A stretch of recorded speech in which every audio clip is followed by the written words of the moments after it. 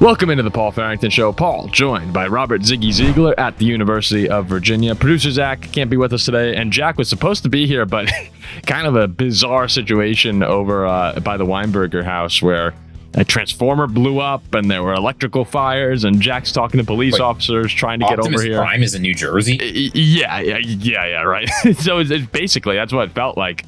I'm on the phone with Jack, and I hear him talking to police officers, seeing if I could go grab him on one of the adjacent streets, and they told Jack to stay put. So unfortunately, Jack can't be here for this episode of NFL predictions that we're going to do, and it's a shame because this is a really fun show that we enjoy doing every year, but it's not the full prediction show. We said earlier this offseason, usually at the end of the year, right after the draft and right before training camp, we do 3 prediction shows where we give our picks, and then we do a bigger prediction show right before the start of the season where we do MVP and some of the personal awards.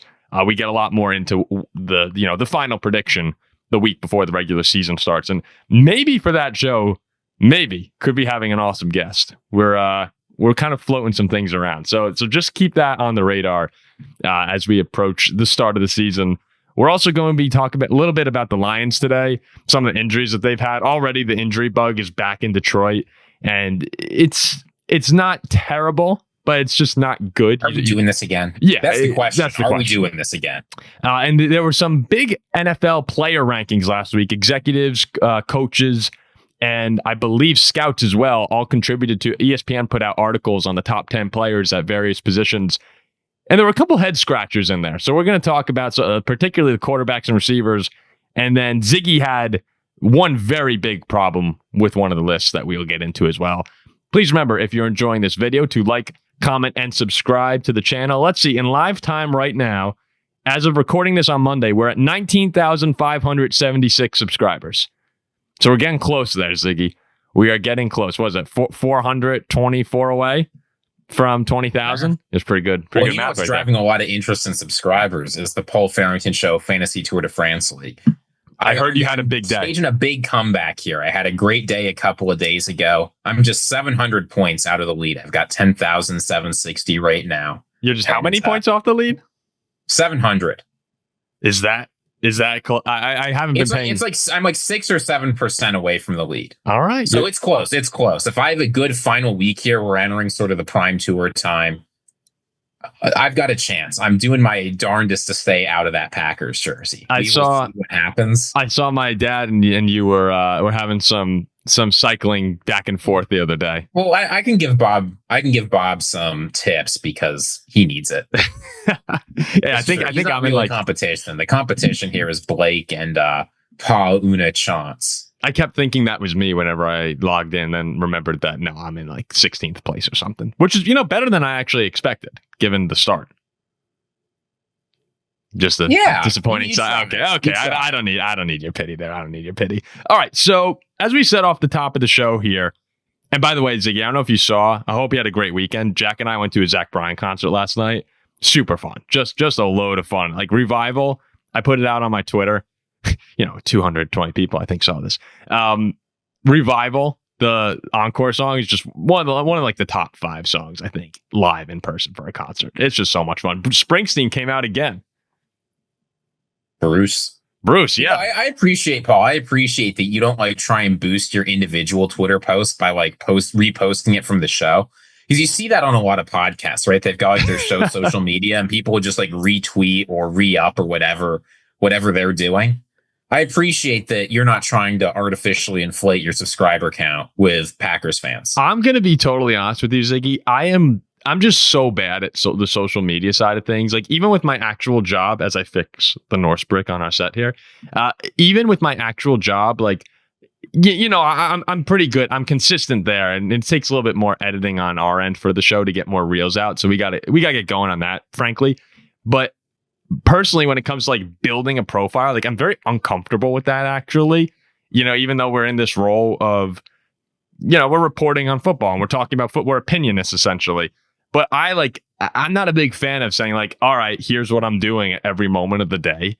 It's very weird to me. Like that's just not, I know that we do a show and the show has my name in the title, but like it's very uncomfortable to me at the same time. So it's weird where like, I don't feel the need to. I look at these other guys who are on Twitter and you see like 1,000 tweets over the course of a week. I'm like, I just don't like Twitter that much. I'd rather be out on the deck, like hanging out. But it's a weird balance of, all right, it's also kind of your job to grow your profiles. But it's weird. I've you don't never, want to commodify yourself. That's evil. Yeah, I've never really gotten into that too much. It's a bizarre part of the job that I have to get better at. But yeah, so if you want to see a video of Zach Bryan, go ahead and check it out on Twitter and follow our Twitter for the show. That will be having more content. Maybe you want to hear about football. So let's talk about football here. The prediction show that we're doing here. We're going to run through each division. We're not going to break down the teams like we did over the last week. If you want to check out our AFC and NFC like training camp, essentially predictions, we ran through the state of each team.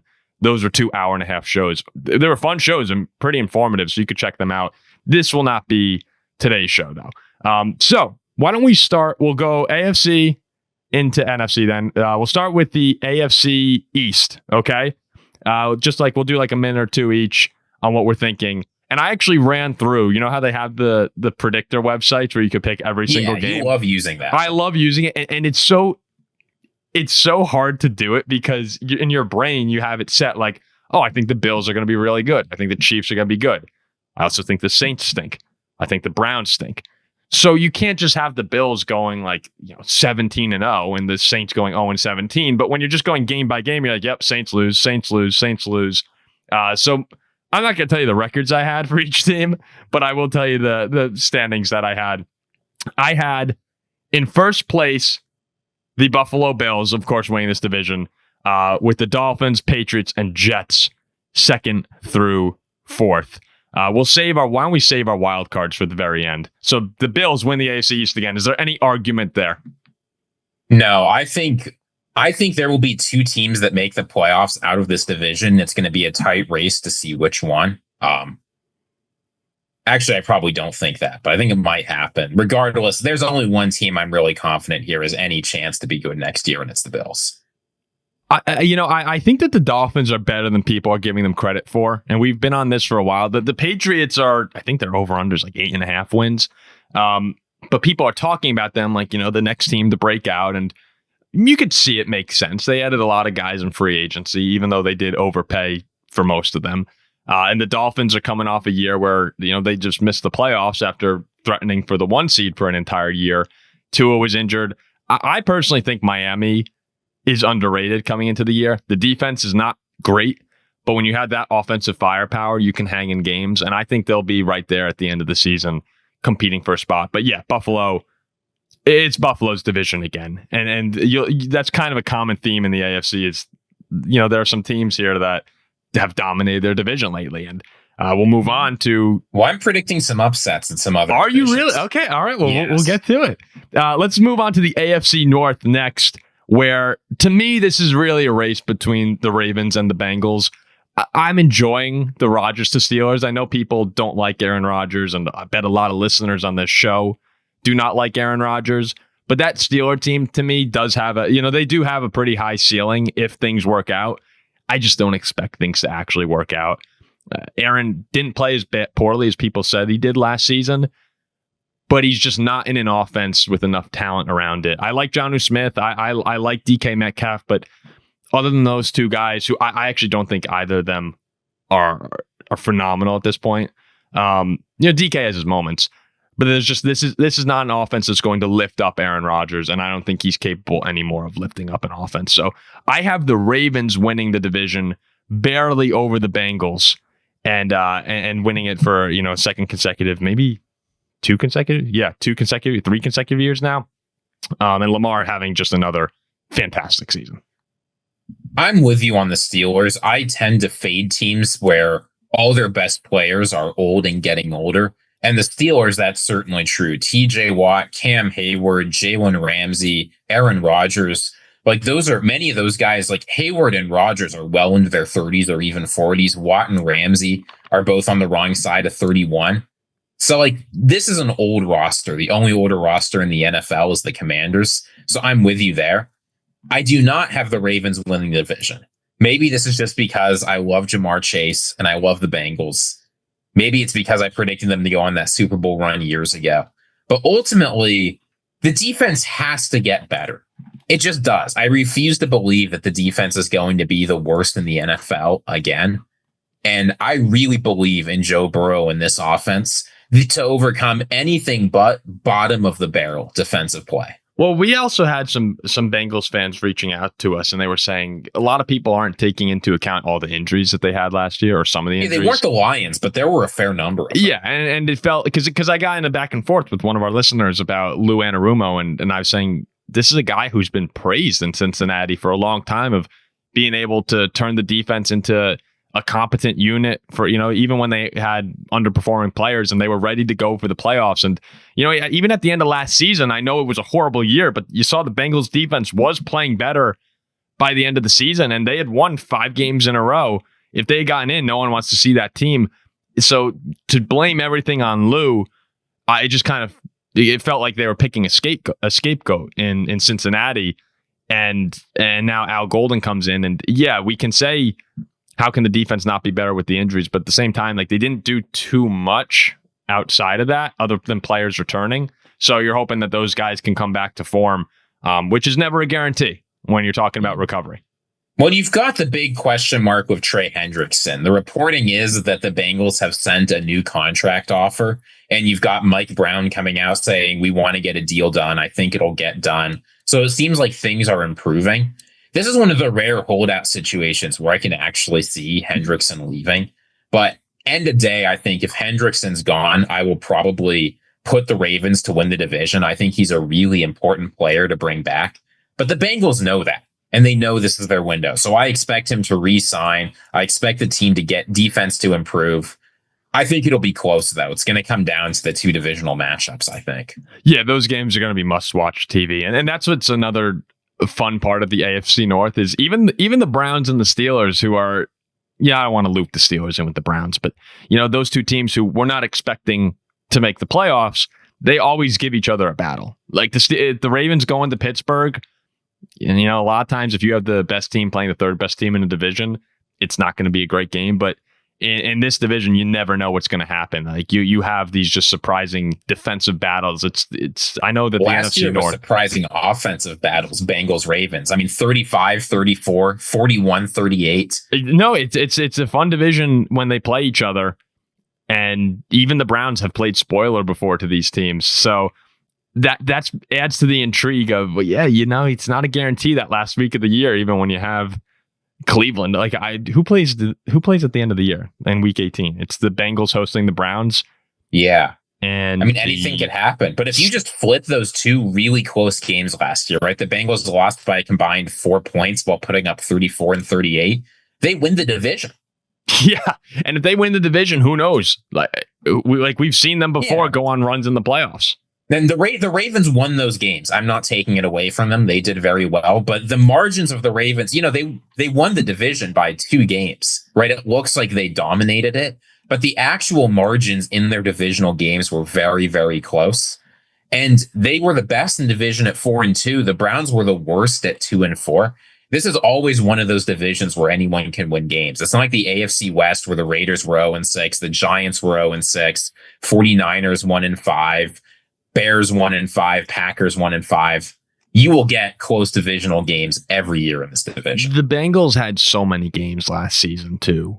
I'm just looking at their start: 6-point loss to New England, 1-point loss to the Chiefs with the penalty at the end of the game, which was a penalty. The 5-point loss to the Commanders. That's their first 3 games, and then you add in those 2 Ravens losses. I mean, they had a lot of games where they could have easily won. And the Steelers lost, right? 44-38. Yep, another close one. I'm trying to remember. Wasn't the Charger game? Weren't they getting blown out and they had the big comeback late? Yeah, that was. I'm not willing really to give that was excuses. a big third quarter comeback. They definitely could have won that game. So it's easy to sit back and make fun of the Bengals defense for how bad they were and say, they can never get off to the right start, which they do need to fix this year. Like you put yourself behind the 8 ball.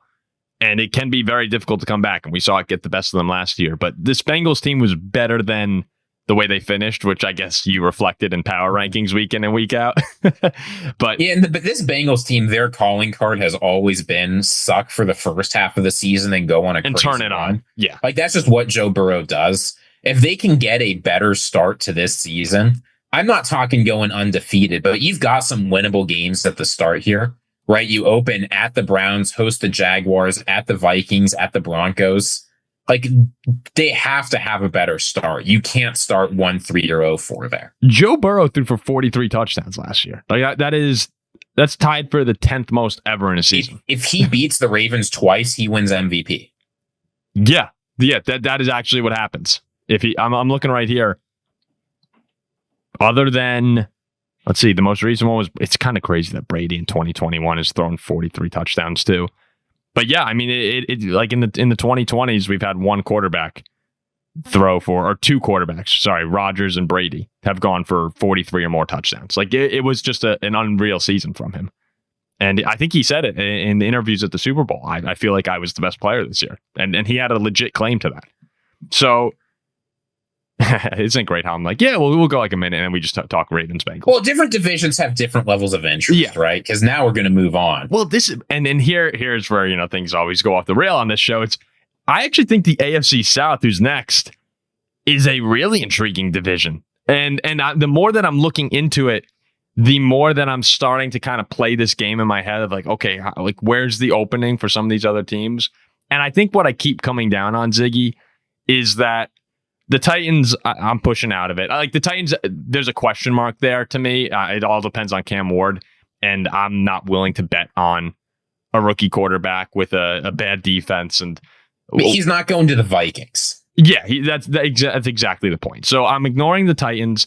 The Colts are always sort of in the mix, and I actually think Daniel Jones has a shot at winning Comeback Player of the Year this season because I've never been a big Daniel Jones believer.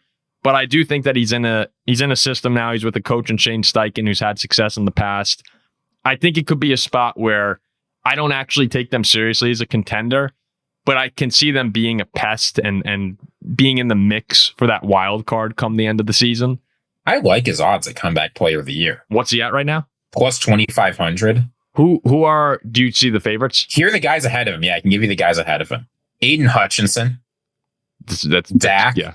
Christian McCaffrey, Trevor Lawrence, JJ McCarthy is right there at plus 700. I don't think you can win Comeback Player of the Year if you've never played in the NFL before. Rashee Rice, Brandon Ayuk, and then right there's Daniel Jones. What is Hutchinson? Hutchinson's plus 250. Yeah, that feels like. I mean, if Aiden Hutchinson comes back and has 20 plus sacks, which is well within the realm of possibility, he was on pace for that last year, it's not going to anyone else. Yeah, he would have been Defensive Player of the Year. But barring that, if the Colts make the playoffs, it will go to Daniel Jones. I mean, the Hutchinson injury too, we're talking about a leg fracture. I mean, that was a gruesome injury to see. It's not tearing an ACL. No, tearing an ACL is gruesome enough. Yeah, no, this was like one of those, you don't want to look at the television. If you haven't seen it yet, it's brutal. If you haven't seen it yet, don't. Yeah, don't watch it. And that's where that's another, we'll get to the Lions a little bit later. Why we can hold off on the Lion injury talk. But so yeah, it's between the Texans and the Jaguars, and I want to take Jacksonville. Like I want to find a difference here in the division winners in the AFC. But I just, I think the Texans just have such a better defense that the Jaguars offense might be more explosive. It might, like, that's not a guarantee. And I'm not willing to pick them over a DeMeco Ryans led team that I think is going to be absolutely dominant on one side of the football. I like the Texans defense. I don't agree with Derek Stingley that the Texans will lead the NFL in interceptions by 10 or 15 plus. He said that a couple of days ago. I'm not sure if that's quite right. But the Texans are definitely the better rounded team. The thing that I have the Jaguars winning this division, I will say that. The thing that continually gives me pause is as much good stuff as there is with the Texans and CJ Stroud. When Trevor Lawrence had competent coaching, there was 1 year that there was a competent system, competent coaching, competent players around him going on. And he played like one of the better quarterbacks in the NFL, right? You think back to that 2022 year, we were ready to crown him like the next NFL star. Yeah. And even though they sort of collapsed down the stretch, he still played well enough to win a playoff game that year. And his numbers were very good despite a very bad second half of the season. Now, obviously, we're several years away from that now. This is Trevor Lawrence's year. He has to get it done. But I just continue to believe, I mean, Brian Thomas Jr., I think, is equal to Nico Collins. He will be a top 5 wide receiver in the NFL next year.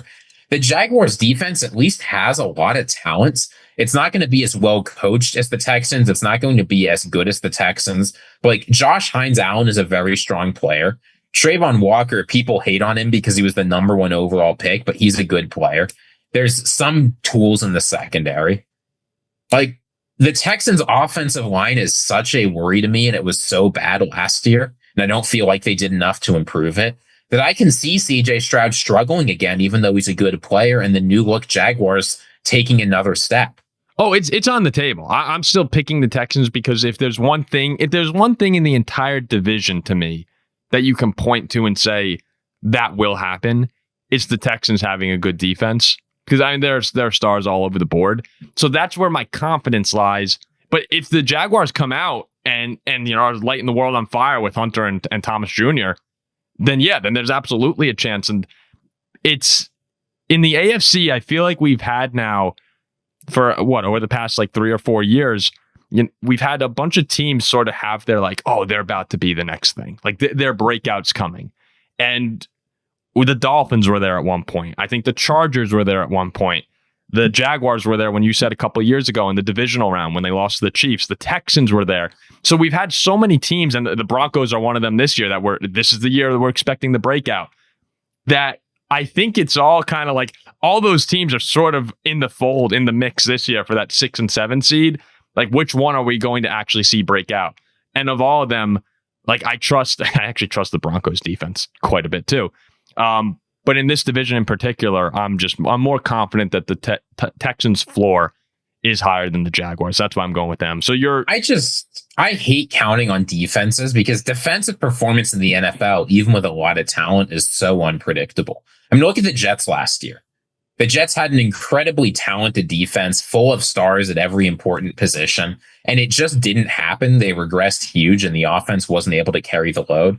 I'm not saying that's going to happen to Houston. I agree there's lots of reasons to be high on them, but defensive performance in the NFL is just much harder to predict. Who would have predicted after the pretty good Bengals defenses for a long time, the defense being bottom of the barrel? You just never know.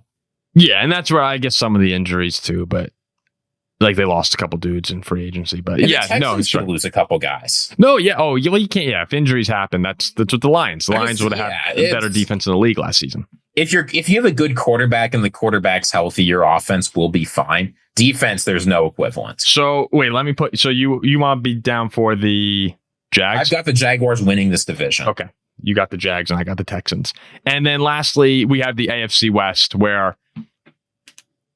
Come on. It's until they lose, I'm not picking against the Chiefs. It's kind of the same with my power rankings. Like now I don't have them at 1, but in terms of the division, they've won this thing. It's just 9 straight years. Is it 9 straight AFC West? It's been so long. I mean, yeah, it was 2016 was when they got it right, and they haven't let go since. Yeah, 2016. Yep. So it's 9 straight years that the Chiefs have won this division. What's weird about the Chiefs, I think comparing it to the AFC East is sort of helpful, is in the AFC East, I've got the Bills going. It doesn't feel like anyone around them is really all that good. The AFC West, it feels like every year there's reasons to believe that this is the year someone's going to challenge the Chiefs. And it just never happens. Right? No, Last year we've got 2 new great head coaches. The year before it was Russ is in Denver. The year before that, it was Justin Herbert's ready to break out. Like there's always been some reason to feel hesitant. And then you put the Chiefs at minus odds every year because it's the freaking Kansas City Chiefs. No, people get tired of them winning over and over again. And they get into this. I can't even call it a funk because they win in the regular season, but they almost become like complacent during the year. They're like, all right, we're coasting. They're coasting. They coast to the playoffs, and then whenever the big game happens, Mahomes outduels whoever, if it's Allen, if it's Lamar, and one time Burrow outdueled him, and they go to the Super Bowl. So I'm just not picking against them in the division. But I will say, so that's our division winners right there.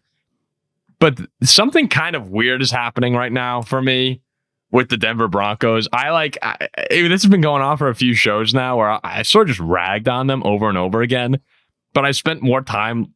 The more you look at the Denver Broncos, offensive line is going to be one of the best in the league. Defense will be one of the best in the league. Bo Nix was very good last year. Bo Nix was very good last year. He closed the year well. The playoff game leaves a sour taste in your mouth, and the weapons. But it's a rookie in the playoffs. Yeah, and the weapons still leave a lot to be desired for me. But year 2 and Sean Payton, and I'm like, I was looking at their schedule the other day, and I went, man, I can't see them winning more than 8 games, maybe 9 games. And then I go and I do the predictor, and I have them at 10-7 as the 6th seed, just like last year. So I was like, all right, I guess I'm gonna continue to do my work on them. But the wild cards, I was shocked when I finished it because I try and just pick all the games and then look, so I'm not influencing my decision making in any way. I wound up having the Bengals at the 5. I had the Broncos at the 6 and Jacksonville at the 7. So my seeds 1 through 7 wound up being Buffalo 1, Kansas City 2, Baltimore 3, Houston 4, division winners, Cincy, Denver, Jacksonville, 2 new teams in the fold. The thing that's so tough about the AFC is you are guaranteed to leave a team that's obviously going to make the playoffs off, right? If you run through some of these obvious teams, team? Well, what I mean is it just seems odd. We're going to get hate comments on this video. People say the Steelers made the playoffs last year. They always make the playoffs. They're going to be in. You say the Chargers made the playoffs last year. They won 11 games. They're really good. They're going to be in. The Broncos are certainly going to be in. They just got better. The Texans, another AFC South team, maybe. You have to have the Ravens and the Bengals. You have to have the Bills and maybe another AFC East team. And now we're talking about 10 or 11 teams that are obviously going to make the playoffs. I don't think I agree with that. I think the obvious teams are the Bills, Chiefs, Ravens, Texans, and probably the Texans making the playoffs, and probably the Bengals. But that's it. I think the rest is really wide open, and you can't even say the Bengals are obvious because they haven't been in 2 years in a row. So I think there's just a lot of people in the fold. The obvious ones, and maybe Houston's not. The obvious ones are Baltimore, Buffalo, and Kansas City. Then I think it's just a mess. Of course, there's degrees in this. I just mean compared to the NFC. In the NFC, I don't feel like I left out any teams. I'm like, wow, that's a team that should really make the playoffs this year. Yeah, the AFC I feel like you have to. Yeah, the AFC is just deeper. That's all I mean. So in my wild card spots, I've got the Ravens at 5, the Chargers at 6, and the Broncos at 7. Ravens. So the Texans making the playoffs. So I end up being higher on the Broncos than you this year. I mean, it's at this point. Yeah. At the end of the day, I think when it comes to these wild card spots are always weird. Outside of last year in the NFC, where you had a 14-win team going in, or a 13-win team going into that 5 spot and that 6 spot. You have teams with a bunch of wins up there. But I don't put a lot of weight into ranking where you are in the wild card race. It's very rare that they're separated by more than a game or two. I think the AFC wild card race is going to be very tight this year. But I think if the Texans don't win their division, which I'm predicting them to not win the division, like it or loathe it, they've got a difficult schedule. It's tough to have to play those NFC North teams. It's tough to have to play teams like the Ravens. And they play the AFC West too, so there's going to be a lot of wild card matchups there that they can be doing. If you falter just a couple weeks, from week 8 to week 12, you play the 49ers, Broncos, Jaguars, Titans, and Bills. If you blink for just a couple weeks on that schedule, you've lost to a bunch of wild card teams, and it's over for you. Just to kind of show how close it is as well for my actual predictions, I am 1 Colts win over the Jaguars. I think I had the Jaguars winning both. I might need to go back and check that, but I'm 1 Colts win over the Jaguars from there being a 5-way tie for the 7th seed between the Dolphins, Patriots, Colts, Jaguars, and Chargers, with the Steelers 1 game behind that. Now in my scenario, the Dolphins would then get into the playoffs. So that just shows how close it is. I have the Jaguars winning a week 14 game that essentially seals it. But I think there are 5 or 6 teams that are right there at the end of the year. That in the hunt graphic is going to be loaded on the AFC side So okay. I Someone ultimately will get fired this year because the AFC is so competitive and a team that should have made the playoffs doesn't. I'm trying to think, who is it going to be? Frankly, it could be. I mean, there's a lot of people. It could be D'Amico Ryans. It could be. He won't get fired. McDaniel could get fired. That's tough. McDaniel could get fired.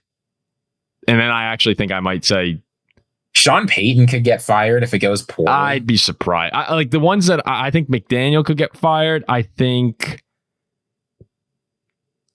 could Zach Taylor get fired if the absolutely if he misses if they miss, I think he's gone. But I think they're like, to me, they're going to get in. So, but yeah, if he misses, he'll get fired. Steichen, could Steichen be if they're horrible? If they're horrible and he blew, I guess if anyone's horrible, yeah. But like I'm thinking, if you're like it's you never know with these owners, man. If you're like an 8-win team, this is where I'm thinking, like the Dolphins go 8-9 and miss the playoffs by one game. McDaniel's gone. I think McDaniel probably gets fired. I think Tomlin could if they miss. The Colts are weird because of the ownership situation. I don't exactly know what to expect personnel. Like, are they hiring and firing people? Who knows?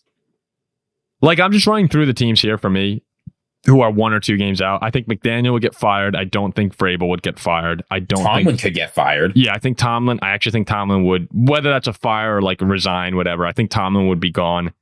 I think Harbaugh would stay. And I think Steichen, if they were 8-9 and missed by a game, I think he's in year 3. Yeah, I mean, it's really hard when you're the quarterback guru and they draft a project quarterback and it's an absolute disaster. Then you get a quarterback that's supposed to stabilize things and you don't make the playoffs of a competitive roster.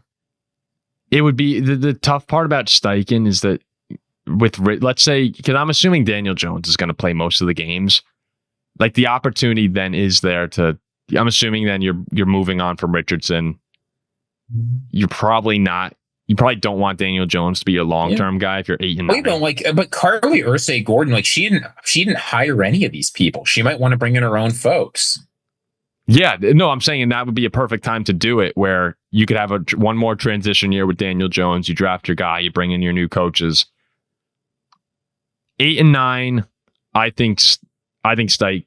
They miss the playoffs. I think Steichen would get canned. That's really close.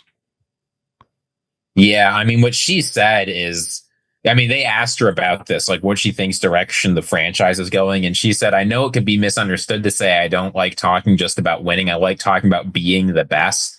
We're outcome oriented, more short. That's outcome oriented, more short term to me. We're about being the best." You can say that all you want.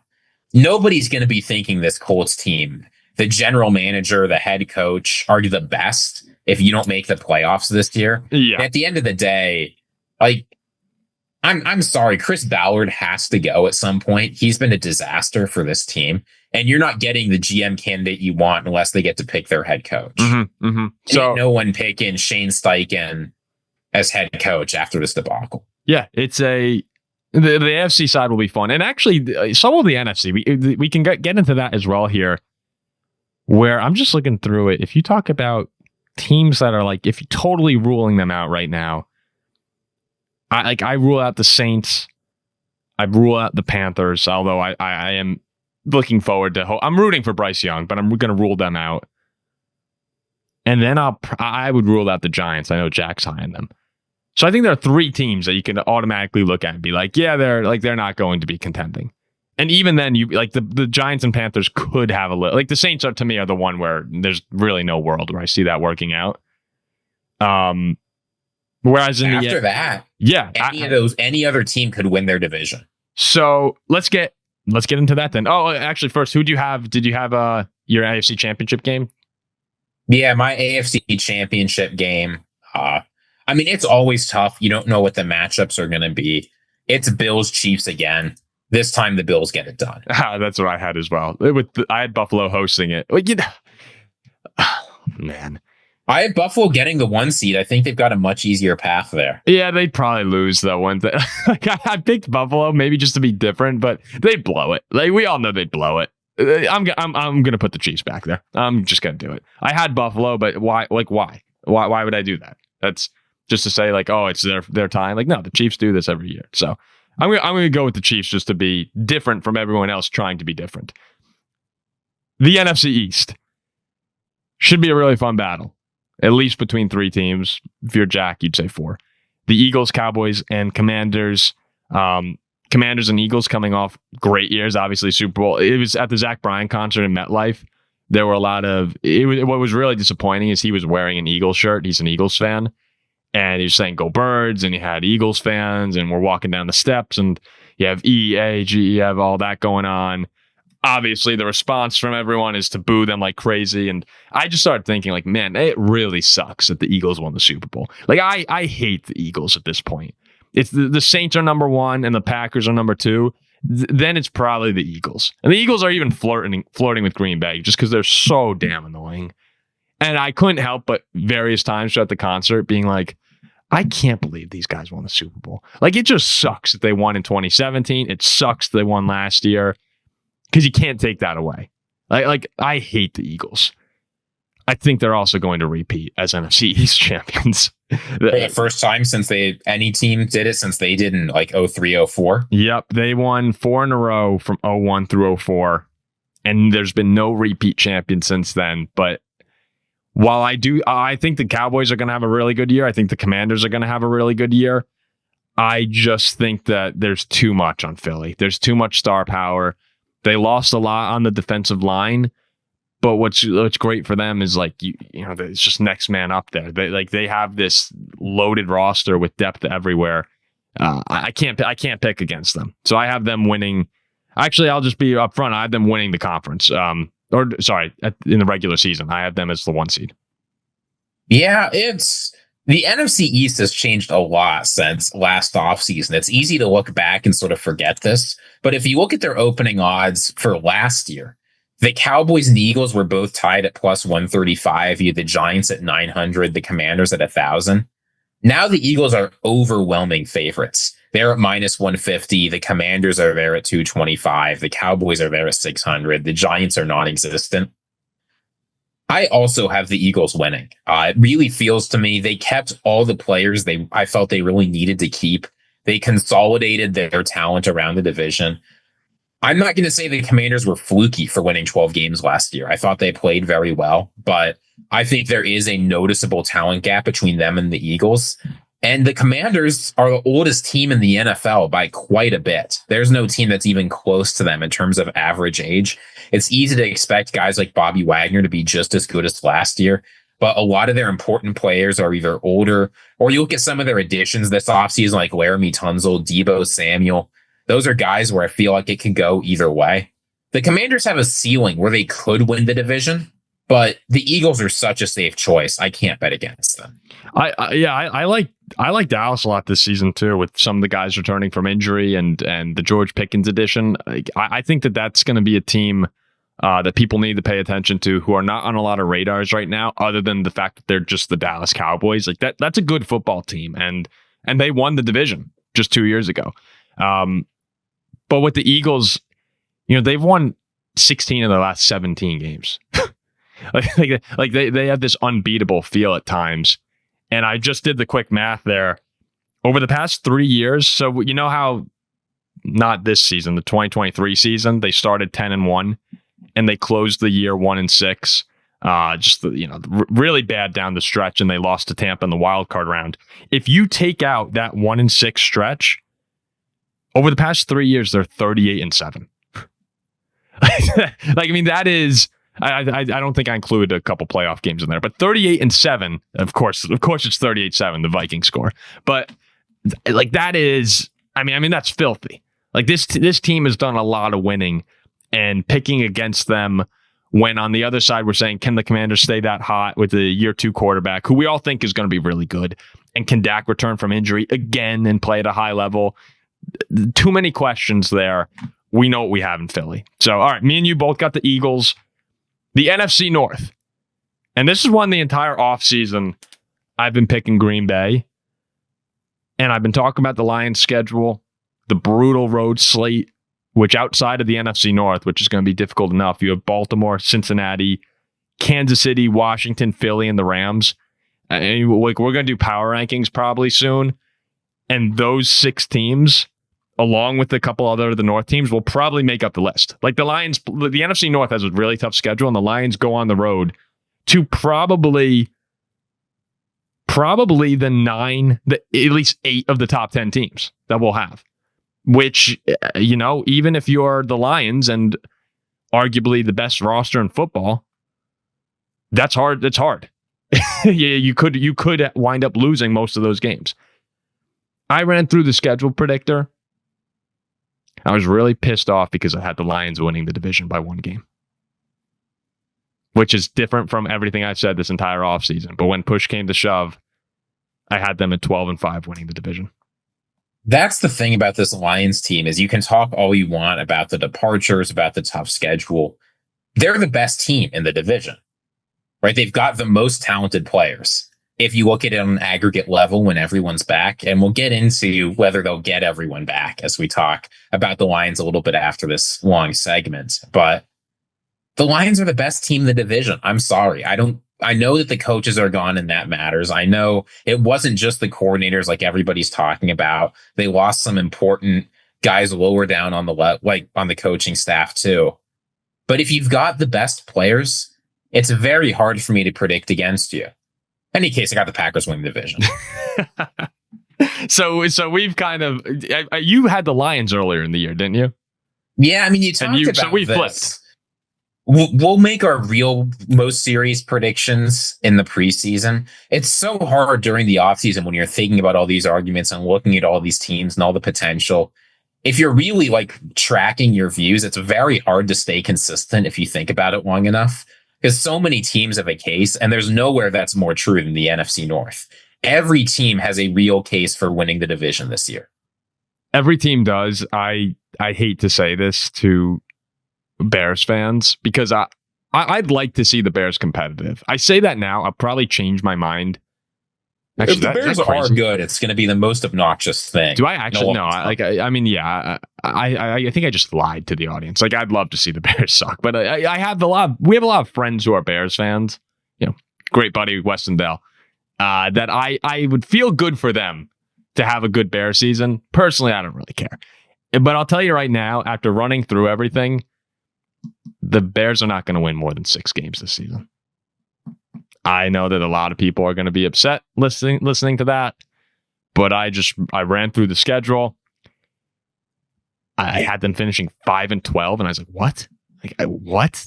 I thought they were going to be, threatening for a wild card. And I looked back at all my games and, maybe I could give them another 1, maybe 2, but it's going to be like a 6-11 year. That's what's going to happen.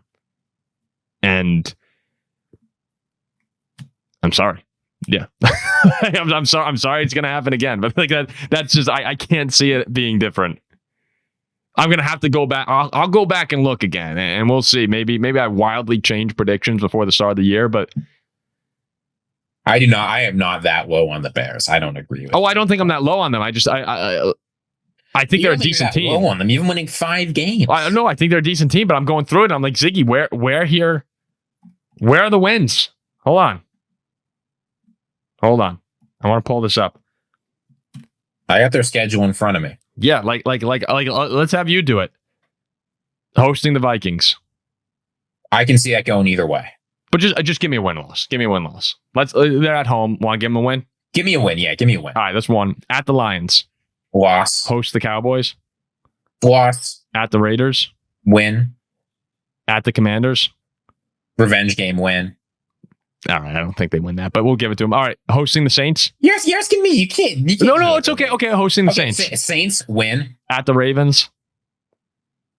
Loss. At the Bengals. Loss. Host the Giants. Win. 5. At the Vikings. Loss. Host the Steelers.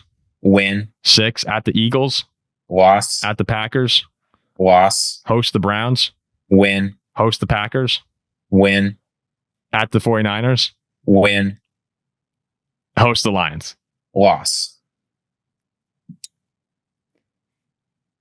That's a lot more than 5 games. You had them at 9. So I don't think they're going to win at the 49ers. I don't think they're. I mean, you can take a game or 2 out of that if you want. It's not. I don't think anything I said is particularly crazy. No, I just don't. I don't think they're going to win at the Commanders. I don't think they'll win at San Fran. I actually don't think they'll beat the Packers.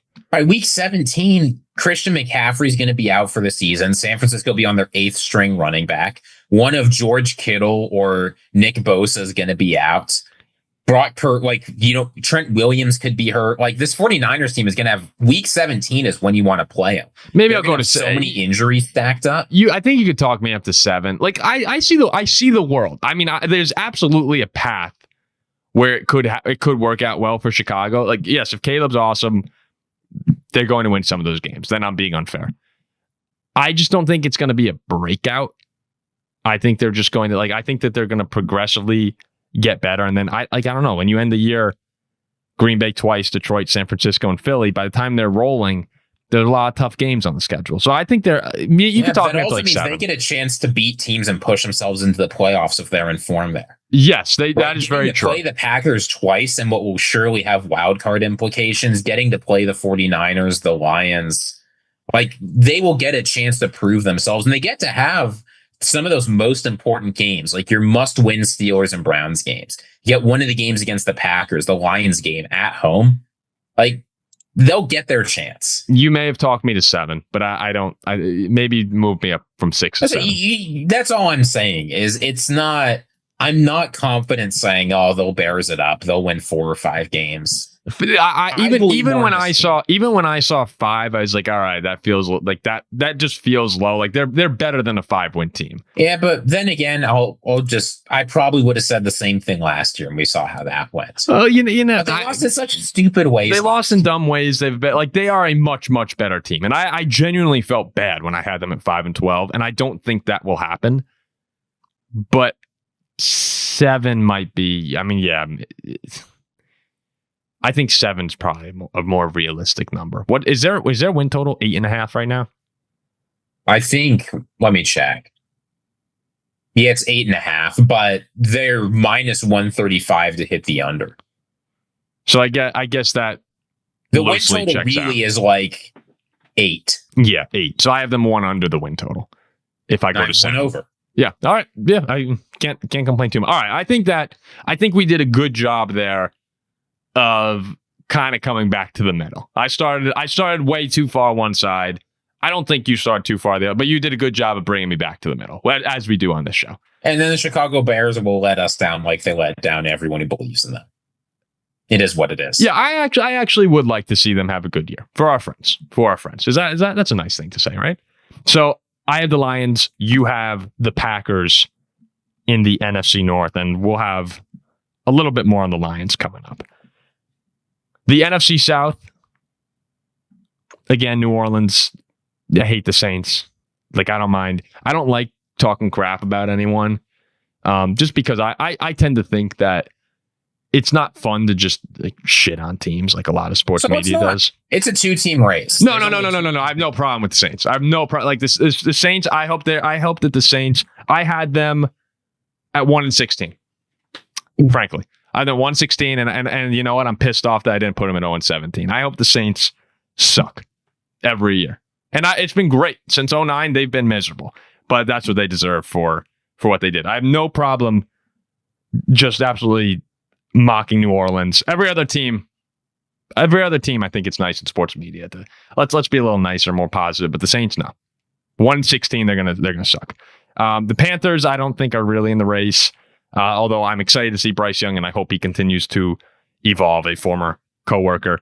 So it's between the Falcons and the Bucs, and the Bucs have won the division now for 4 years in a row. They have the best quarterback in the division. They have the best roster in the division. You can believe in Michael Penix, and you could be excited for what the Falcons have, but I just don't think anywhere across the board they're better than Tampa Bay. And I think the Bucs actually have gotten better. I think Emeka Egbuka is going to be awesome as the number 3 receiver for them. A lot of weapons for Baker to play with. I think Tampa's going to have a really good year. I mean, speaking of teams that have guys that are getting older that are really important players, That's the thing that makes me worried about this Bucs team. I mean, you're right. Obviously, drafting Ibuka helps, but like Mike Evans, I know he's got that unbelievable 1,000-yard streak. It's got to end sometime. He's not Jerry Rice. It's not going to end in his 40s. Levante David is back, which is nice, but again, he's going to be 35 next year, right? This Buccaneers team, a lot of their important players are older. Obviously, you've got young, important guys like Tristan Wirfs, but who's hurt, by the way. Yeah, I mean, you don't want to see that. But at the end of the day, the Falcons did a really good job, I think, addressing their needs. Whether I like the value of the trade or not, they got 2 young edge rushers in the draft. I'm still a believer in Michael Penix Jr., even though a lot of people thought he was overdrafted. I think he's a very good player. Their skill position players are among the best in the NFL.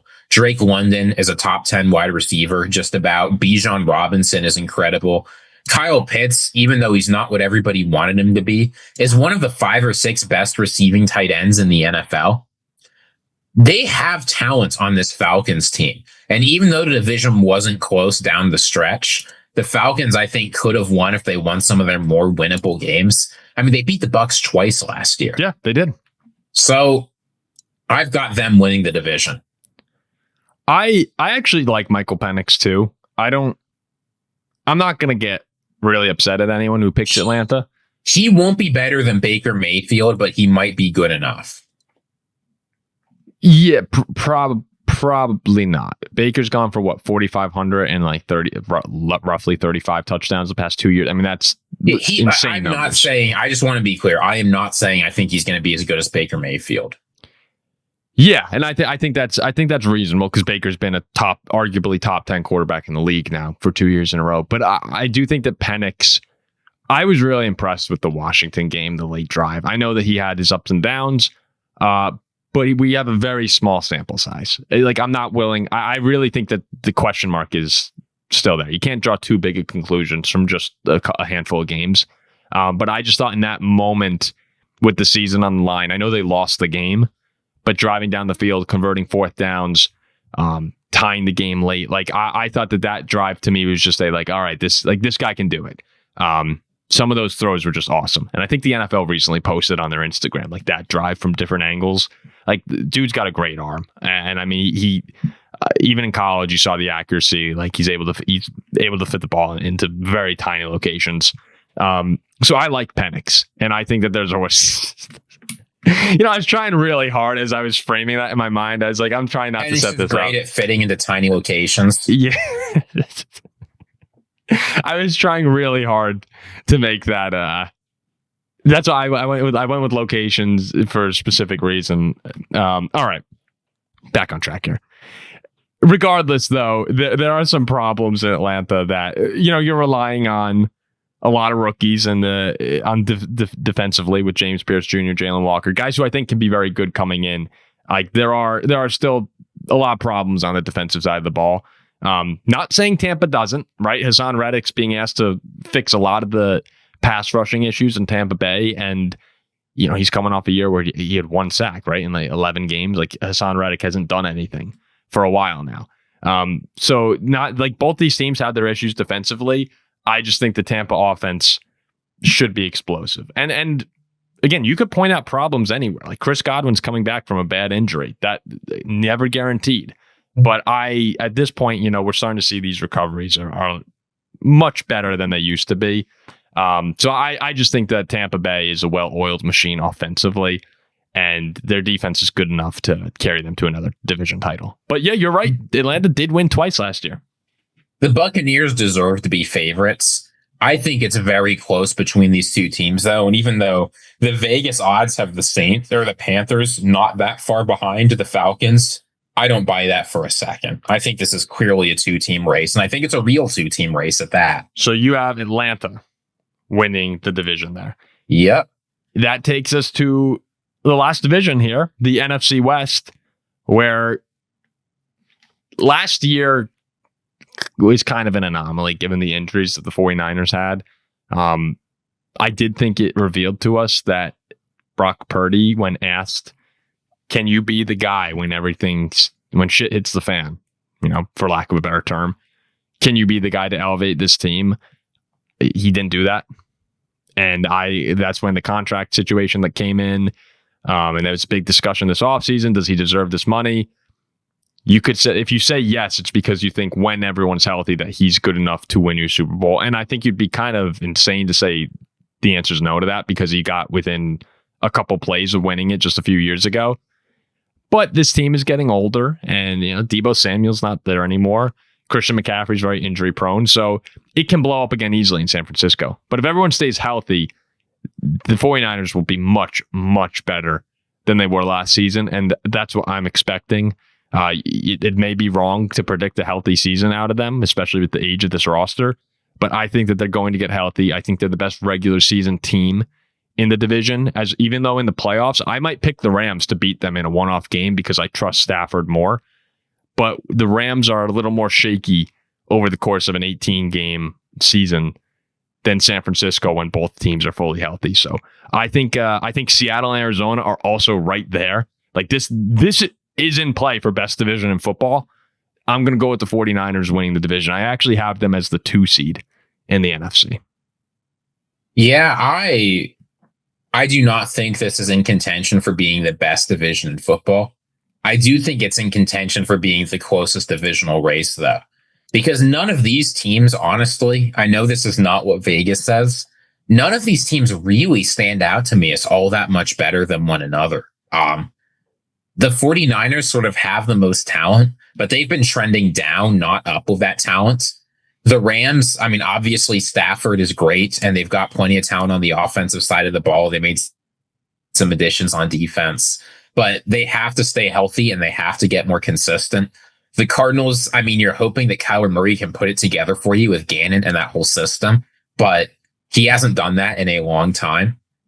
I'm picking, this is the only division where this is true. It served me incredibly poorly last year when I predicted the Tennessee Titans to win the AFC South. Did I learn my lesson? No, I'm picking the Seahawks to win this division. Okay. I really think like that Sam Darnold is in the NFL top 100. He's at like 78 or whatever. Everybody's saying, look at what that guy, Kevin O'Connell, did for this bum.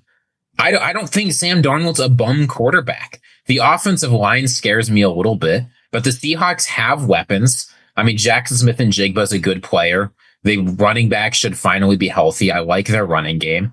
The defense, I'm confident, will be good. There's a lot of talent there. McDonald has shown wherever he goes, a great defense follows. They will have a scheme advantage week in, week out.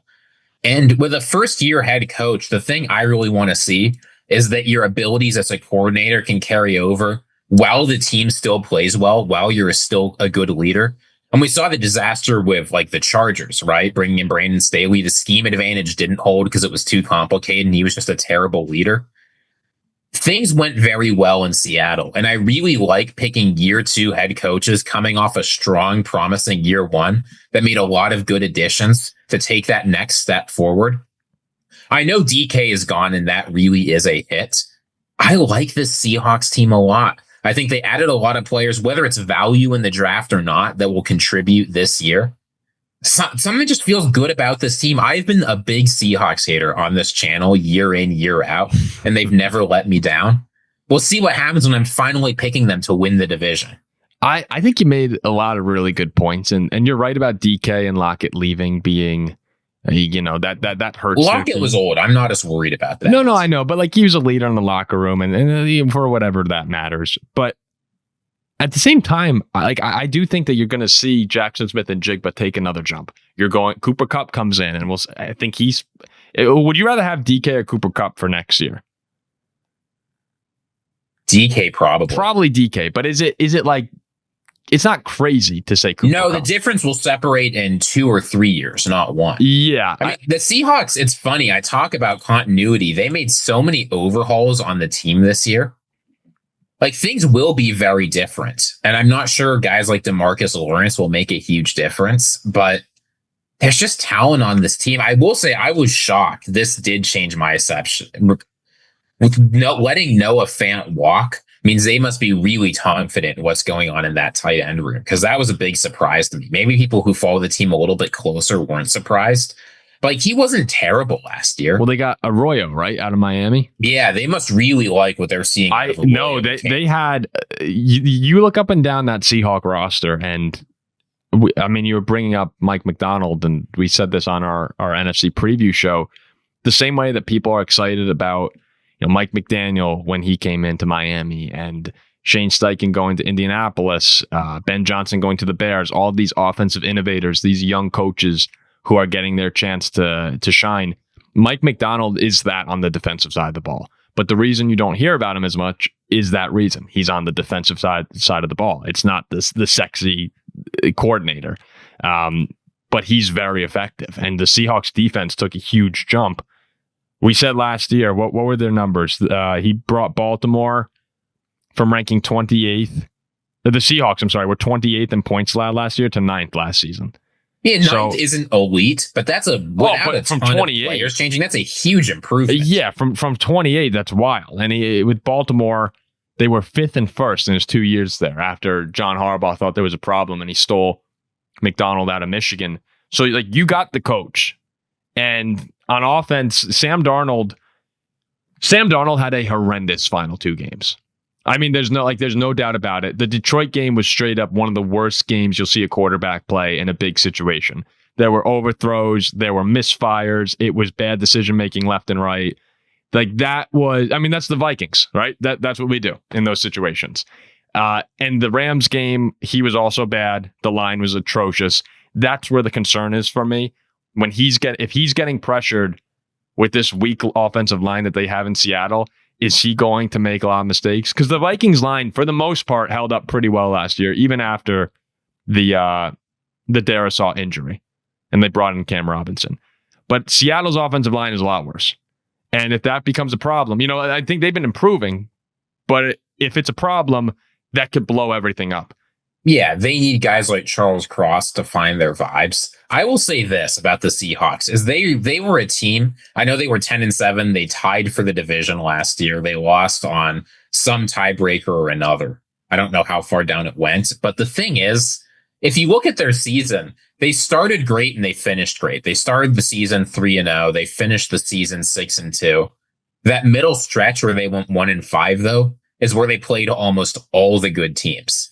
Right? If you look at their losses last year, they lost to Detroit, a healthier San Francisco, Buffalo, the Rams, the Vikings, the Packers, and then that Giants game, whatever happened there.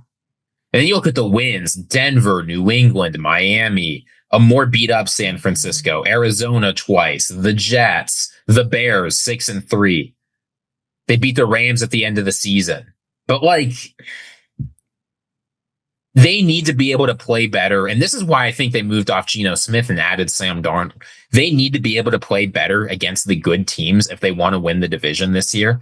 That's what held them back last year. If they beat just one more good team on their schedule, really, if they just beat one of the good teams on their schedule, they win the division last year. It's that simple. That's what they're going to need to do this year because the schedule this year does have plenty of difficult games on it. No, it does, and we got to give Sam his credit though. That's what I wanted to get back to. Darnold beat good teams last year. You cannot go 14-3 without beating good teams. No, he beat good teams, but he also time and time again had big drives when it counted. He did it against, I know it's the Cardinals, but he did it against the Cardinals. He did it against the Packers a few times. He did it in Chicago in overtime. He did it against. I'm just looking at our schedule here. I think against the Jets at one point. He had time and time again just drives that the 49ers, big drive to take control of that game when we needed a play. Green Bay at the end of the year, right? Convert the 4th down to close it out. He had ups and downs. He had some bad games. He had some, he had moments within games where he struggled at times. But when it came down to the make or break play, he often made it. And the sour taste you have in your mouth of those last 2 games sticks there because it's what everybody remembers. It was that bad. But I agree with you. I think I think Gray Zabel, Nick Emanwari, Elijah Arroyo, the draft class was great. Or it could be. It has high ceiling. There's a lot of players who I think will contribute this year. And you got to be I think DeMarcus Lawrence, maybe he finds the fountain of youth. We'll see about that. I'm excited about the Seahawks team, and it's all resting to me on the O-line, as we said before. But the defense should be great. And the skill position players are there. And I think that Sam Darnold will have success, but he's just got to stay upright. So, all right, let's finish up these predictions then. I ended up 1 through 7 with the Eagles, 49ers, Lions, and Bucks. Those are the division winners. I wound up having the Rams as the 5, the Packers as the 6, and the Cowboys as the 7. So I was pretty bummed out to not have the Vikings make it, but I had Washington missing the playoffs. I had them at 10 and 7, missing the playoffs. You just took my big twist away. Our list are surprisingly similar. I've got Eagles, Packers, Falcons, Seahawks, 5 49ers, 6 Cowboys, 7 Lions. The thing about the Lions, I know the 7 seed feels really low for them. The thing is, if they're not winning the division, they play so many of these other teams that will be in the wild card race of them that I think there's a chance they fall to 7. I don't think they'd be that bad, but you face a lot of other potential wild card teams. But that's right. I don't know if the Buccaneers making it in. I don't know if the Commanders making it in either. So wait, give me that one more time. You had Eagles, Packers, Falcons, Seahawks. And then 49ers, Cowboys, Lions. Cowboys, Lions. Okay. So year in and year out. We're both very high on this Dallas team in the regular season. Maybe too high. but year in and year out, you usually have 6 new playoff teams. I had 4. I had the Bengals, Jags, Cowboys, and 49ers. You had, in the AFC, you had the Chargers as a new team. You had the Bengals as a new team and the Jaguars. So you had 3 there. Then you had the Niners, Cowboys, Falcons, and Seahawks. So you had 7. So, yeah. Weren't the Falcons weren't the Chargers in the playoffs last year? Didn't they? Oh, you're right. I'm sorry. Yeah, they got blown out in Houston. But I would like to forget about that too, since I've got them making the playoffs. Yes. So you had 6 new teams. I had 4 new teams going. And this is the thing: is if you're making these predictions and you want to have a chance of being right, you have to predict some teams that people expect to make the playoffs to not make it, because that happens every year. And at this point in time, I had the Lions going to the Eagles in the NFC Championship game, the game we were promised last year. And I had the Lions actually winning and going to the Super Bowl. I have the Eagles beating the Packers. Eagles over Packers. And who do you have? You have the Bills over the Eagles? No, the Eagles win it again. Oh, gosh. So I guess I hate picking the evil empire to win. But this Eagles team, in terms of continuity, consistency, talent, just like last year, it feels like they're just going to run over people, both literally and metaphorically, just because of how much better they are at almost every position. Yeah, no, they are. Is there any team the Eagles could face where they don't have an advantage at 65 or 70% of the positions on the field? It's hard to come up with the team, right? Now you can say, I don't necessarily mean that that's equal, right? Because I think Jalen Hurts is a tier below guys like Mahomes and Josh Allen. No, but you're saying straight up, almost every other position, it doesn't matter. Yeah, you're saying straight up player to player. Like if you run through it, Saquon's probably better than your running back. AJ Brown's better than your 1. Devontae Smith's better than your 2. Lane Johnson's better than your tackle. So like, yeah, you could do that. Yeah, the across defensive the board. line, the corners, the linebackers. Yeah, there's probably not. I mean, I think Detroit can be close, but still, even Detroit, like that. But that's where it gets into the margins are different team by team. But yeah, that's why they're the champions. That's why they won. They're the rare champion where it feels like, I know people are talking about them losing guys. They do not care about losing Milton Williams. He looked great in the Super Bowl, but he did not. No, they don't care that much this year. It's very rare for repeating Super Bowl champions or a team that just won the Super Bowl, to keep all their talented players. I mean, the Chiefs weren't able to do it, right? They had to let players like Tyreek Hill walk. I'm not really sure. I'm not really sure what they care about from the guys they lost. Like if Becton gave them a year that he had like last year, do they care about that? Yeah, but the offensive line will be fine. But that'll be fine. I mean, maybe. Who did they actually lose? They lost Isaiah Rodgers. Yeah, I mean, if you run through it. Gardner-Johnson, Kenny Gainwell, Milton Williams, Avonte Maddox, some other guys you talked about Becton. Josh Sweat is the only one I can see them really caring about. Yeah. But Brandon Graham that's another one of those leader guys. But yeah, I mean, they're all of those are replaceable. They didn't lose a guy like Jalen Carter. He's still there. They didn't lose Saquon. They didn't lose AJ Brown. They didn't lose Mailata. all those guys are still there. So yeah, I had the Lions and the Chiefs, I guess, in the Super Bowl.